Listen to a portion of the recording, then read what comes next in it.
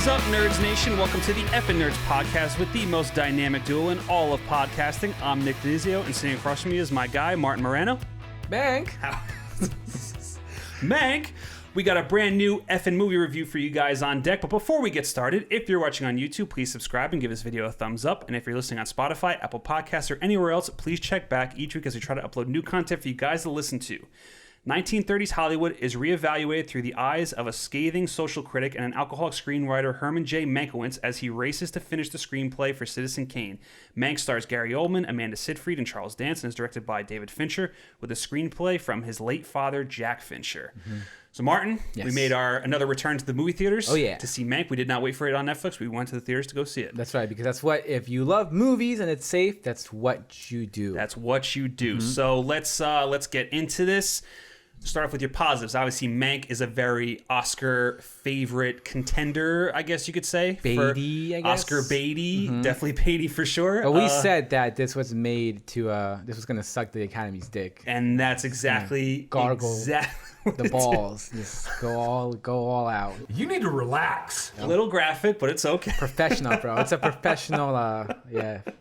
But yeah, start me off with your positives here. Tell me what you liked. Positives, I guess everything that has to do, I guess, technical, like all the technical aspects. All the tech aspects, yes. Love the cinematography. I love the color palette. I loved, it wasn't like your traditional kind of like clean. It wasn't like Roma, like your traditional clean black and white picture.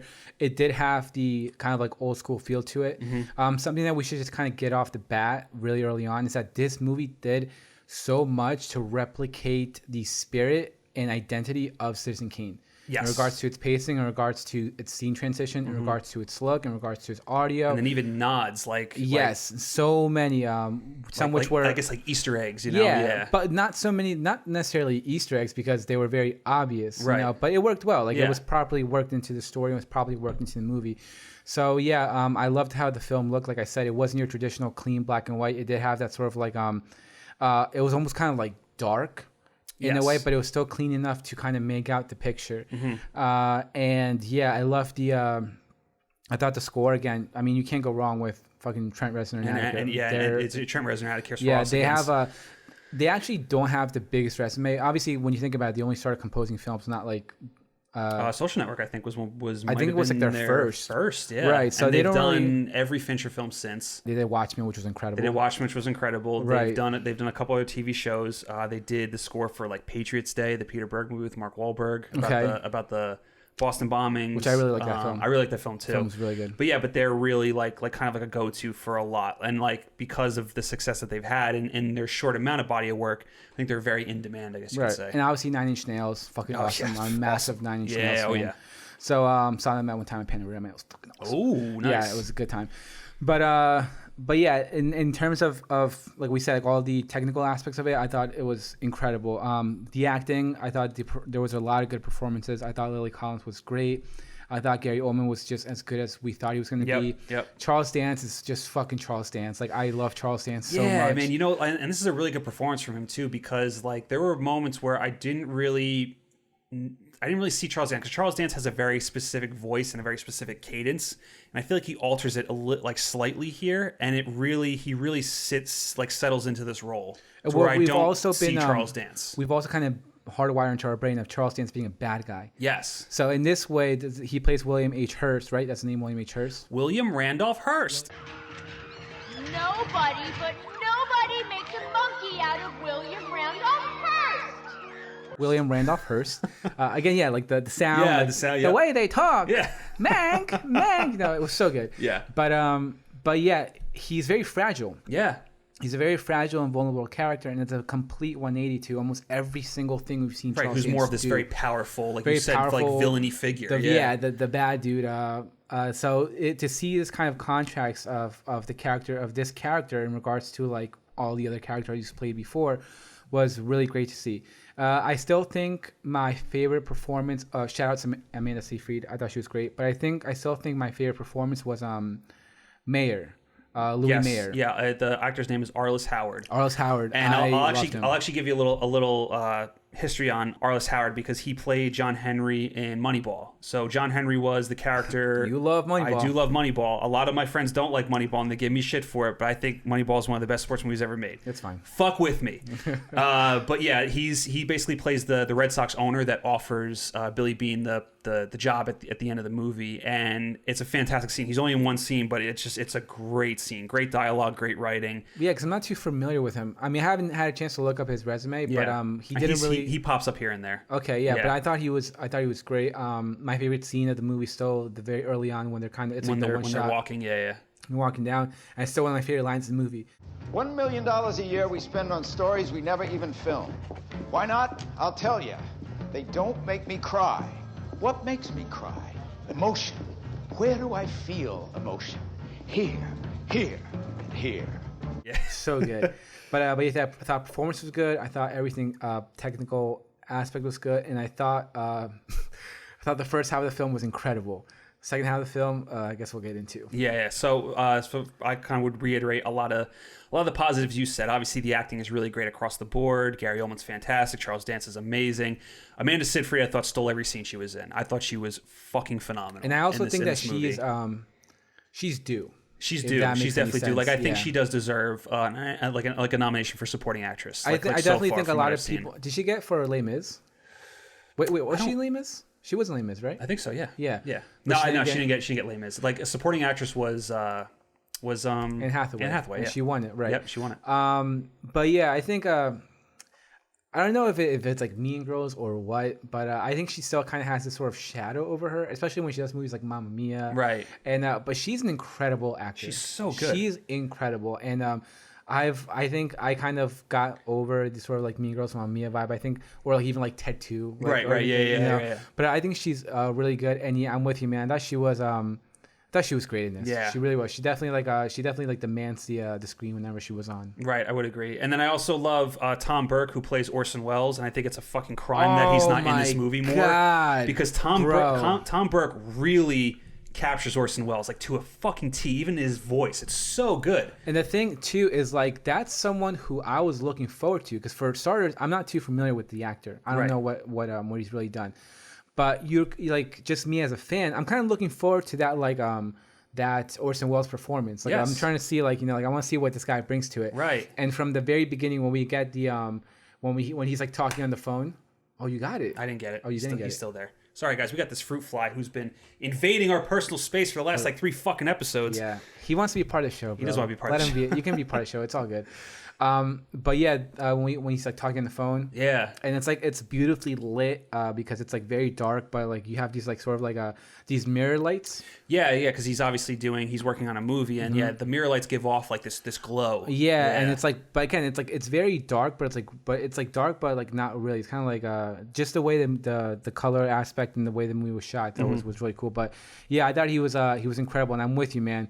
Every single time he kind of came on, I was hooked. Yeah, I was like engaged, and I was like yes. And then obviously at the end when we have the big confrontation between him and Mank was great. But yeah, I'm excited to see what this guy's gonna do. You always watch those movies and like there's certain performances that stand out. Like I said, even though he wasn't my favorite performance, I thought he definitely like stood out in my mind. So I'm like looking forward to what this. Also, I think if he was in the movie more, I think he would have been my favorite performance. Probably, what I mean? But I think he was like in it the right amount.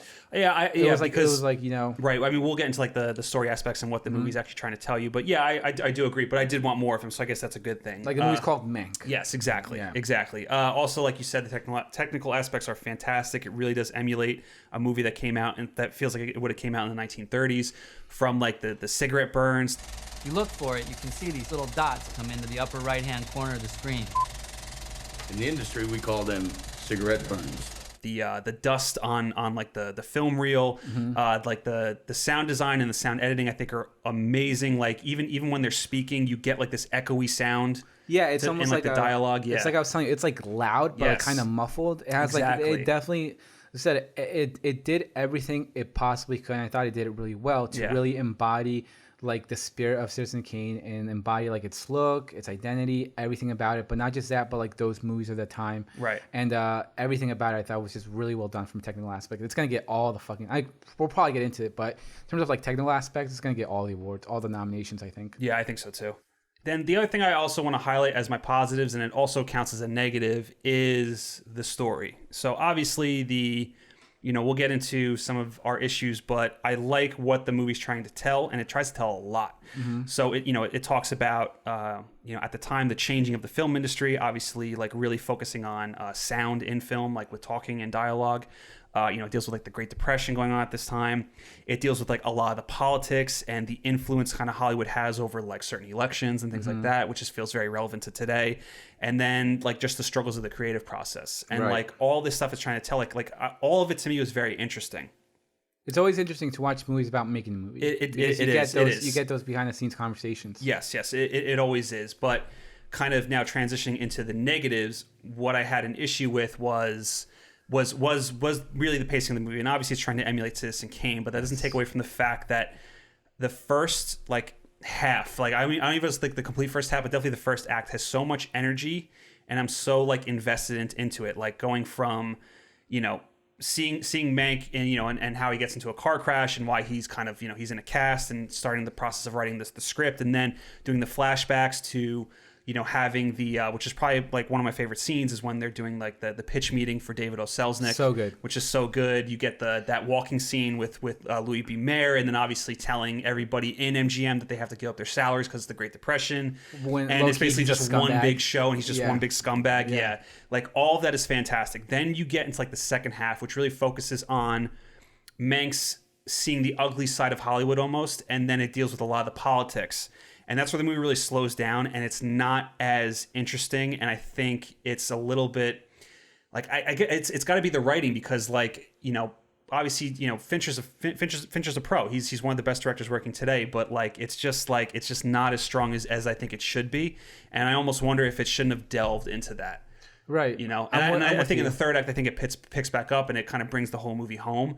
But that second act is just so like. But even for me personally, I think by the third act, I thought it significantly slowed down. It's not so bad that the story's. It's not so much that the story's bad. Yeah. It's just that it's the pacing. It's like you said, and just pretty much echo everything you said. Where we open up, we get kind of like the introduction, everything that's going on, and then it's just this like fast, quick, quippy pace. Like I love that scene when they're pitching the story. Oh, it's so and good. they have they didn't have no, they didn't do shit. They've been gambling like, the whole time. Yeah, they were just like pretty much gambling. They were shooting the shit, and then when they have this meeting on pitching a movie, they're just kind of like piggybacking off of what every single person's saying. Yeah, and then you have the good shot when they cut to Charlie, and he's like, I also love the line too where he goes, it's a mixture of Frankenstein and the Wolfman all rolled into one. Only I don't make cheap horror pictures. Universal does. This is different. Yeah, it was like, so good. No, because when they were pitching the story, I thought they were pitching Dracula. Yeah, I thought this was like the first like actual Dracula meeting, yeah. which I thought was like super cool. But yes, like that. It's like that. It was that kind of just like that energy that the film had, and you get it smacked in the face, right? And because then even after that, that's when he kind of starts rubbing elbows with with Mayer, and then obviously with William Randolph Hearst, and that's where he meets Amanda Seyfried, and that's when the whole thing where even when he goes to like the big dinner parties that Hearst used to throw. And you got all these fucking rich folk just rubbing elbows and drinking their drinks and just talking about all the little people dealing with the Great Depression. You know what I mean? Talking like about Nazis. Yeah, talking about Nazis and shit. Like I love all that. And then even the scene with Gary Oldman and Amanda Seyfried after that, I fucking love. It's such a great scene between the two. I think that's where it starts to slow down. That's where it starts to slow down, like because after that, that's when you start getting into the politics. Right, with the CG animals in the back. Yeah. Fincher loves his CG. But yeah, I think that's really when it slows down. But it is a great scene, and you're wondering, you're like, what is Mank up to? Because obviously, like, is he trying to like is he trying to like hook up with this chick or what? But at the same time, his wife told him to go like walk her home. Yeah. She's like, go. So head out there. Poor Sarah. Yeah, poor Sarah. But yeah, so it was like it's strange because you're trying to figure out what his motives are, but he's obviously trying to get to know her, and yeah, it was a great moment. But from there, it just slows down. The story's not bad, but it just like it's a big contrast. It's like this energy filled like first act, like you said. And then for me, it just like it significantly slowed down. We dive too much into politics, too much into like kind of like personal, like Finch, like Mank's kind of personal dramas in a way, right? Or personal struggle. Not, I want to say dramas because of like when his buddy, like his friend who, you remember when she's like, he took a box of bullets. Yeah. So yeah, his buddy was the one that basically made, because like, you know, in showing all the politics of Hollywood, they like, and I actually really like, I enjoyed this aspect of the movie where they show how, you know, movie studios were creating, I guess, hit pieces on politicians to try to get people to vote for a certain candidate, and I really like seeing that because that's what goes on today. Like that happens. It's still, it's what goes on. Throwing or mudslinging, whatever. Mudslinging, it's mudslinging. Yeah. So like, and I really enjoyed seeing that aspect. And then obviously his friend was the one that directed that piece. So when like, you know, he has a really bad batch of conscience, I guess you could say. You know what I mean? Like it's weighing on his conscience that he did this, that he's responsible for swaying the people's opinions on a lie. You know, so like I like all that aspect, and then obviously he ends up killing himself. Yeah, I'm saying like you know? the storytelling is not like the story itself, and the storytelling is not bad, and I understand it, but it's just like it's just the pacing. It's really what it is. It's just it's really slow, and I got to the point where I was like my head was getting a little heavy, and I'm like okay, and then even by the time we get to the third act, we do have some good moments there between him and his brother, between him and Amanda Seyfried's character. But yeah, and also the fact that, like you were saying, the fact that I was trying to emulate Citizen Kane so much in regards to its structure, in regards to how it was like bouncing back and forth. It almost becomes a slave to it. Yeah, and some of like the stylistic choices, like the fade outs and stuff like that. Right. We got when he's like drunk at that dinner party at the end, it was too much for me. Like just going back and forth. It like. I understand where it was going, but him kind of having this sort of like rant, this drunken rant, and we were cutting back and forth. Like every single time we cut back, it was just losing me more. Right. And more and more. And I'm not saying losing me in regards to like I wasn't interested, but I was getting bored. Right. That's what I'm saying. Like it was just so slow, and I'm just like, like I'm still invested in this movie, but I'm just bored. Right. Well, that's the thing that I was thinking about with this movie is that the movie plays very inside baseball, like, and for that reason, I can't see a lot of people liking it. And I even think that there's people that are going to like these old timey movies and old school Hollywood, and they also still might not like it either. But it plays very inside baseball. You have to really know a lot of the backstory and a lot of different characters, because there were moments where, you know, some of the dialogue's really rapid fire, and they're rattling off like characters and moments, and they're talking about like the start of the WGA and all that other kind of stuff. And I'm just like, what? Like I'm trying to process all this as it's going on, because we're jumping around different time and history and things like that. So I'm, you know, playing catch up on who's who and who's this guy, who's that guy, who's that name, what's going on here. So with that, you know, if you don't have a good background on Citizen Kane, the, you know, history behind it and stuff, you might end up becoming lost to what the story's trying to tell you. But one of the things that, like, you know, in saying, like, what's this movie trying to tell, like, trying to see, like, the underlying aspects of it, you know, obviously we're following Mank as he's, you know, in the Hollywood system, and obviously he's enjoying his time in it. And then as he starts to see the ugly side of it, that's when he starts losing interest in it. You know, so when it gets to that dinner scene at the end, you know what he's doing, obviously. He's basically reiterating what ends up becoming the screenplay for Citizen Kane. And he's describing who Hearst is and all the ugly sides of it, and Marion Davies and all that other kind of shit. You know, and this is also a nice parallel, because I feel like it's Fincher saying, you know, this is a love letter to film for Fincher. And I feel like it's him saying how much he loves film, but how much he hates the Hollywood system. And that's kind of how I looked at this movie. Right. And I totally get that. And that's not to that extent, but I do understand where Fincher was coming from. And it's like you said, I think my biggest problem is that it became too much of a slave to being too much like Citizen Kane. I think if it kind of took itself, just in terms of structure alone, you know, it took itself a little differently, and didn't try so hard to recapture the back and forth kind of the back and forth in time, storytelling, and structure. I think maybe that could have worked differently, because when this came out, it's like the guy was saying, like when the one Hollywood dude who's kind of like reading and revising like the first drafts. Right. He's like, it's all over the place, but it's amazing. Yeah. You know, but it's brilliant. And that's at the time was probably something new, probably something different. Right. So you're fast forwarding like 9 years later. I know, you know, we've seen this a whole bunch of times. And then when you're trying to tell that structure, like you're saying, playing very inside baseball and very, very slow. Right. It's easy. Yeah. Like nowadays, just for people to like kind of lose interest. Right. And that's kind of like the unfortunate situation. I don't by any means think it's a bad film, and I think it was incredibly well directed.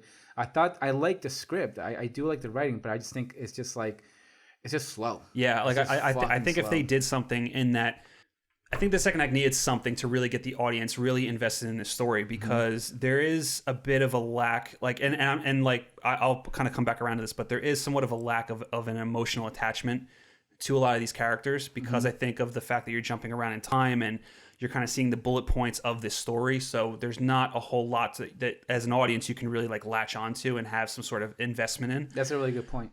But like and what's funny too is it reminds me a lot. It reminds me a lot of Tenet, because Tenet is also another movie that's very technical, like at like a high level. No, but just stay with me here. No, I'm listening. So it's it's the same thing. It's like a technical marvel, but at the same point, it's a very cold movie. You can't latch on to a lot of stuff that's in that movie. When you're not, emotionally invested, you're saying to yourself, why do I care about this? Like, what's the whole point of all this? Like, why am I watching this? But for different reasons. Right. Exactly. But for Mank, I would say that I felt oddly emotionally attached to Mank by the end, like when he's holding his Oscar and he's giving the little speech.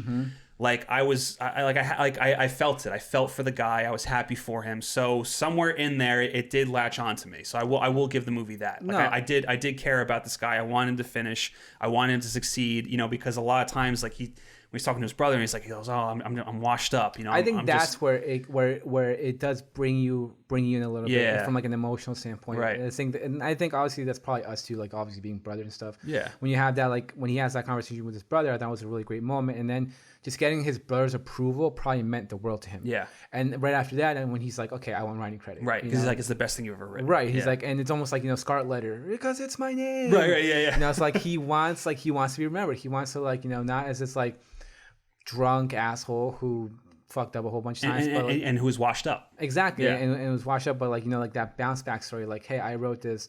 It's as great as I think it is. I want to put my name on it. Obviously, we have a great moment from a great performance from the guy. Like that whole scene is really well done. But by that point, I felt like it was just a little too late, because you're just dragging, and you get a good moment. Okay, it's fun, and yeah, I was also with you where I don't know if that was a real picture that they took, if that picture actually exists in real life. But if it does... Wait, picture for what? When he's holding the Oscar. Oh. I don't know if it exists in real life. Oh, you mean like the whole thing of him getting interviewed and things like that, or like or just that picture? Like that picture. Oh yeah, if they actually I don't know if that picture actually exists. Well, what's funny too is I do think that, because so obviously they announced that Citizen Kane won for best screenplay, and then they cut to like just a voice recording of Orson Welles telling Mank to kiss his ass. I think that was actually Orson Welles. No, I know that. No, that for sure. Yeah, I 100% got that. Yeah. That was real. That was like a real radio interview. I definitely got that, and I definitely understand that. Like the little news conference, I wouldn't be surprised if that was also real. Yeah.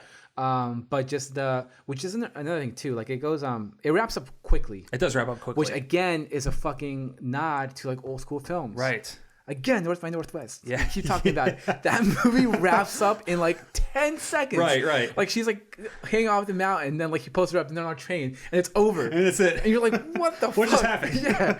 But yeah, that's again, I think they're trying to be so trying to like really pay its respects to like old school cinema, and so like it wraps up super quick, and you're just like, whoa. Yeah. It's like, whoa. Right. Like slapped in the face. Right. But what I'm saying is like, I don't know if that picture is an actual real picture, and if it was, I would have rather have seen maybe some sort of like transition into the picture itself, because I think that could have been really like gut punching. Yeah, I think so too. Of just seeing Mank there holding his Oscar, like being proud. But yeah, that's kind of I guess the whole spiel. Yeah. So Martin, obviously I know you're still kind of struggling with this movie a little bit, but how, as of right now, how do you feel? And I think it's worth noting that we both watched it twice. We did watch it twice. Yeah, we watched it in theaters, and then we came back and watched it on Netflix. Right. So obviously I know you're still kind of struggling with this a little bit, but how would you score it?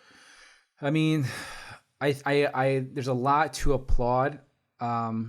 And yeah, I think you did kind of make a good point in kind of comparing it to Tenet, I guess, because there is a lot to applaud in that film as well. But we start off like I was so in, bro. And I turned to you. You even told me, like, bro, I'm so into I turned to you. yeah. I'm like, I'm so in. Like, I'm in. Like, this is gonna be awesome. And unfortunately, it does lose its fire a little bit. So I'm gonna go. What's the audience score on this, by the way? The Rotten Tomatoes score is 88%. Okay. And the audience score is 72%. And it's probably going to drop because I can see a lot of people not liking this movie. I'm gonna be a little lower than that. I'm gonna be like I'm actually gonna go just a little. I'm gonna go some lower. Right now I'm like teetering the fine line of like 6.8. Mm-hmm. I'm like teetering that fine line. Okay. I just wish I was invested, but I wasn't engaged. Right. And I just wish that I was more just really kind of engaged in. Because it's a big chunk. It's like you said. I know it is. Because I like how you said that. Like, it's not the first half. It's like the first act. Yeah. Which is like really good. And then after that, it just really just kind of like it hits the brakes hard. Right. So yeah, I'm gonna stay in that range of like 6.8. Okay. Mm-hmm. I'm definitely higher on the movie. I'm at like a 7.7 right now. A little higher than the audience score. There's a lot to love in this movie, like you said. I really appreciate the technical aspects, and we're film nerds. Like, so everything in this movie like really just speaks to me. It's everything that I love about the movies is in this film. So with that, and like the performances are fantastic. It's got a great score, and like I said, like watching it the second time, I was even more invested in Mank and in his story. And fun fact, people, FN stands for film nerds. FN does stand for film nerds. Just kidding. That's like a fucking lie. We'll go with that. We'll go with that. But yeah, and I love the story it's telling. I love the us getting transported back to 1930s Hollywood. I think all, like I said, and then with the acting is fantastic, especially Amanda Seyfried. I think she's phenomenal. Mm-hmm. But that pacing really keeps it from being a great movie, I think. And I think that you could see the greatness in this movie, and it's just a shame that like it just didn't go all the way. I think it's the certain topics that I decided to cover. Mm-hmm. It's like when it gets very, very political, and once it kind of goes into, and I get why it's doing it. Yeah. But maybe that wasn't the right choice to go that way. And obviously we don't. We can almost get an idea of who. Obviously Jack Fincher, David Fincher's father. I believe he was a journalist. He wrote for a newspaper. Right. So yeah. So when you think of like the type of person that David Fincher is, and maybe thinking of Jack Fincher as this like newspaper writer, it does kind of feel in that spirit, if that makes any sense. Right. Well, that's the same thing I want to say is that this doesn't feel like your typical David Fincher movie. No. Like, it doesn't have that same feeling to it. You know what I mean? Because David Fincher's movies always have your balls. Exactly. And they're always hardcore. They're narcissistic as fuck. You know what I mean? Like, this is not like that. This is very different than what he's done. So this is definitely a tribute to his father. It's a tribute to his father's love for those types of movies, obviously, and I think that's what he was going for. It's just one big massive tribute. And it's a very personal project to him, and that's the thing too, man. When directors do passion projects, they're usually not for general audiences. They're for themselves, and I think that's like. I think most directors make movies for themselves in general, but like when it comes to stuff like this, and it's something that's very personal to you, it has that feeling that's very introverted, and it's not going to be for everybody, and that's what Mank is. What does Joe Wright say? Movie making is the most fundamental at its core. It's who we are. I mean, it's who we are at the most fundamental. It's the closest thing to my essence there is, really. No, and Guillermo says that too. Guillermo says like when he gets bad reviews on his film, he goes into like a deep depression, right? Because he's like, this is me, like So right. I do think, but then also to play a little like what's the opposite of devil's advocate?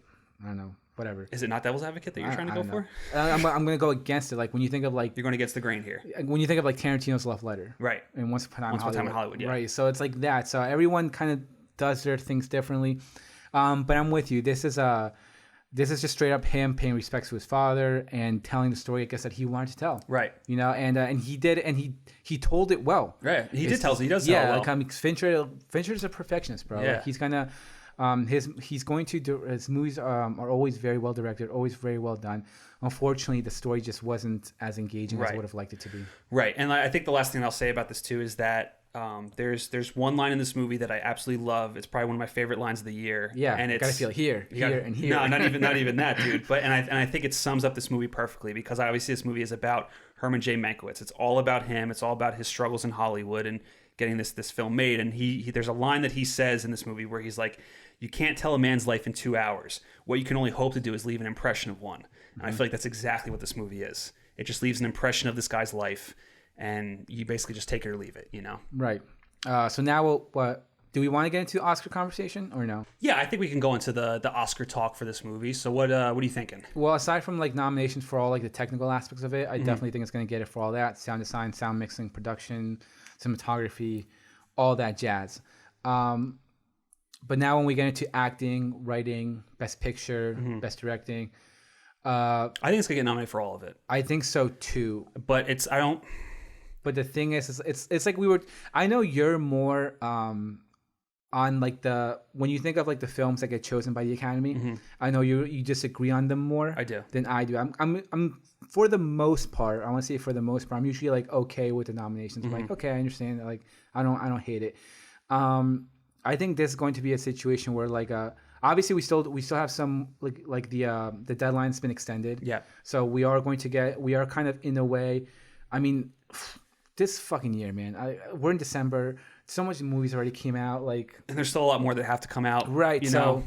So we are going to get some sort of like Oscar baity films moving forward. So we are going to get some more competition. But like our thing is like, is it Fincher's time? You know, is it his time is it his time? Right, because a lot of times the Academy doesn't award people for their best work.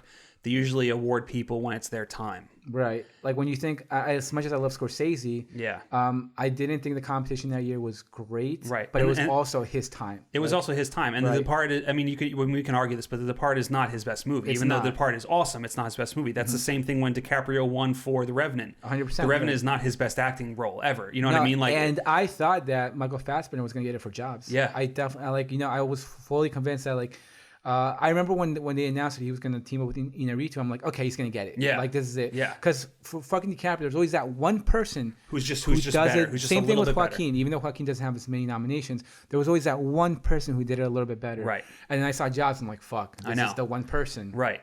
So in the case of like Fincher, I mean, it depends on what the directing field looks like. I still think he's going to get it. But like for my own personal taste, obviously, it's like if you're going to award a director for being technically proficient, then Nolan should have gotten an Oscar a long time ago for being technically proficient. If you're going to award somebody for being such a technical director like this is, because obviously, like, I'm going to say this should not win Best Picture.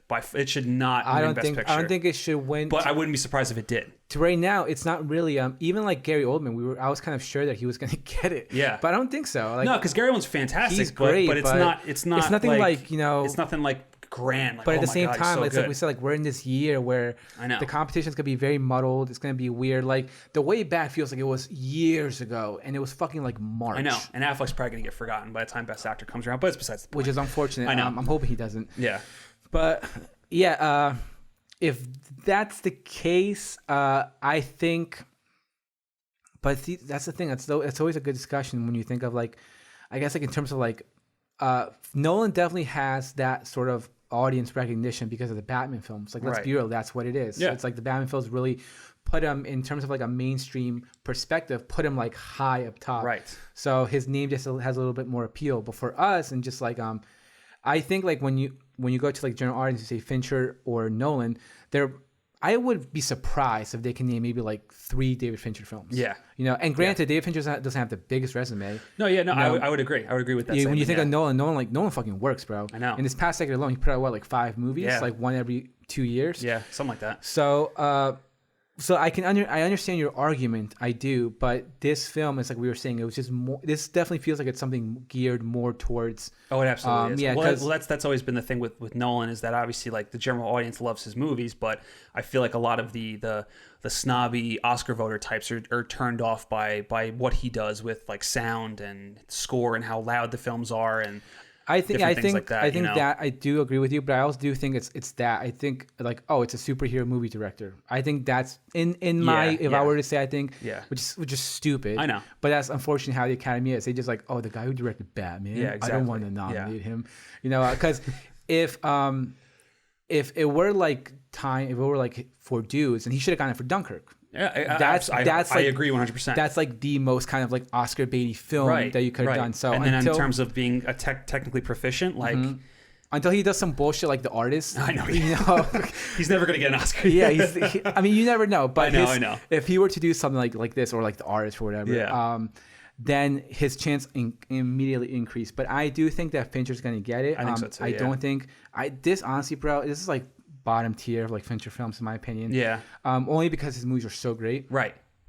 But I think it's going to get it for that reason. I'm like, look, dude, this movie was geared for the Academy Awards. He did it so fucking well. Did it so well, and it's your time. Right. It is your time. So, right. And if he does get it, which we think he will, I'm going to be happy for him. I will. I am too. I think because like it's more of those things where you just look at it as like he's not getting the Oscar for Mank. He's getting it for his body of work. He's getting it for all the movies that he's done, and the fact that this dude's been crushing it for the last like 2 or 3 decades. You know what I mean? And now it's finally it's his time. It's his time. So I still hope, even though I'm not like you said, like I think even though I'm higher than you on my score, it is lower on the Fincher tier for me. But I do hope he gets it. I do hope he wins. But that's also like a tall order. Like when you think of like his, I still don't even know my fucking. We can have a whole discussion on Fincher. We can have a whole discussion on Fincher. I think Zodiac's his masterpiece. I can literally watch Zodiac on fucking, but I can also watch Social. See, that's what I'm saying. Like, Social Network's so good. Like those kinds of like those stories, like they're so engaging. No matter like fucking Fincher movies, you're always like sucked in, and you're just there. Well, Social Network also has the Aaron Sorkin effect too, which helps. Which helps a lot. That helps big time. I agree with you. But when you think of Gone Girl, right, you're just there, and your balls are in your throat the whole time. Yeah. Same thing with like Zodiac. Even Girl with the Dragon Tattoo, I really enjoyed. I do too. So I'm upset that he's not going to do more of that trilogy. Well, that trilogy's like dead. I know it's dead. I'm just saying, I'm bummed that didn't continue, but right. So I definitely think it's gonna get it. I do think it's gonna get Best Picture too. And really, yeah, because again, this is just geared towards the fucking Academy. I know. And when you think of because Roma won Best Picture, right?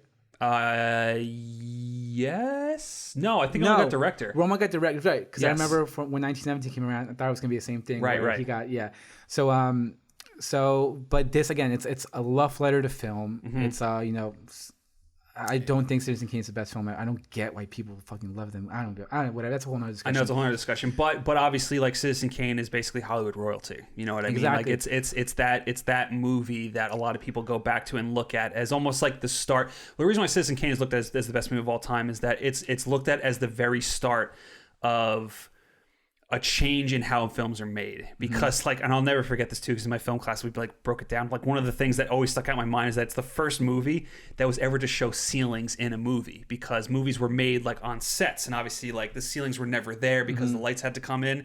So this is the first movie that actually showed like shooting up, and it showed ceilings in a fucking room. I don't know why. That's always the one thing that stuck out to me that I'll never forget. No, but obviously like it was an innovative movie that told a story that's never been told before, and obviously they go over it in Mank. And that's obviously probably the one thing I'll give Mank, is that it made me want to go back and rewatch Citizen Kane. Like I had that kind of feel at the end of the movie. I'm like, I kind of want Citizen Kane. I'm 100% with you. Yeah. But yeah, too, and also in the word in terms like of its structure. Yeah. Of like this, how they thought it was like sloppy and messy, but then they're like, oh my god, it's fantastic. Right. So yeah, I guess that's kind of it, and. Yeah, I don't really have much else. I know, yeah. I would say that's kind of it too. So, all right, Nerds Nation, that does it for us. Have you guys watched Mank? Did you love it? Did you hate it? Comment. Let's talk to us. We'll have a nice discussion on it. Thank you guys for watching. Thank you for listening. Remember to like this video and subscribe to our YouTube page. And remember, you can follow us on Twitter, Instagram, Spotify, Apple Podcasts, and anywhere else where you can see that big, beautiful FN logo. I guess we'll just leave it at that, Martin. Leave it at Mank. We'll leave it at that. All right, guys. Nerds. We will catch you on the next one. Bye.